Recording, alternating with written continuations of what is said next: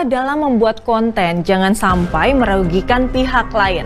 Hal itu dirasakan. Konten luar semakin populer di Indonesia dari cerita misteri hingga penampakan non-player. Konten macam ini mampu mendalam dalam konten yang lainnya. Tapi dibalik ketegangan dan sensasi yang ditawarkan, ada resiko hukum yang bisa dihadapi oleh para konten kreator. Contohnya, berdasarkan data dari Poststars 2024, konten horor menjadi kategori konten paling populer ketiga di Indonesia, platform dan game.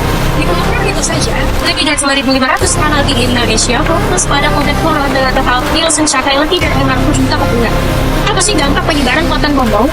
Gak semua contoh konten yang viral di media sosial itu adalah fakta. Beberapa di antaranya adalah hasil rekayasa atau bahkan jika orang yang sengaja dibuat untuk meningkatkan jumlah tayangan. Sayangnya, konten seperti ini dapat menyebabkan dampak serius baik secara sosial maupun secara bentuk. Dan begitu keluarga menjadi resah karena cerita yang tidak benar. Properti atau bisnis juga bisa berdampak karena negatif. Penyebaran nama baik juga serta adanya sanksi hukum. Ada kasus Hambo di Tol Cipularang tahun 2022 yang menangkap kepanikan pengemudi dan kerugian ekonomi hingga 6 miliar dalam sebulan karena jadi kasus konten horor yang bermasalah pernah terjadi di Indonesia dan berakhir di wajah hijau. Contohnya pada kasus konten gila angka itu yang berdampak pada industri pariwisata. Misalnya tingkat okupansi villa turun hingga 80%, kerugian pemilik villa mencapai 200 juta. Gugatan penyebaran nama baik dengan tuntutan ganti rugi sebesar 500 juta. Sanksi hukumnya yaitu pada pasal 45A ayat 1 Undang-Undang ITE yang dalamnya itu tentang penyebaran informasi elektronik yang merugikan masyarakat.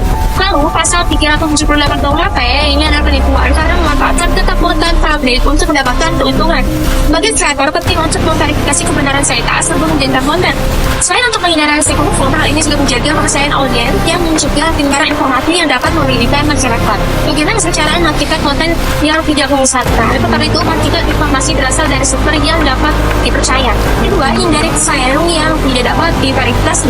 Ketiga, jangan melebihi cerita di tayangan. Kreator bisa dihukum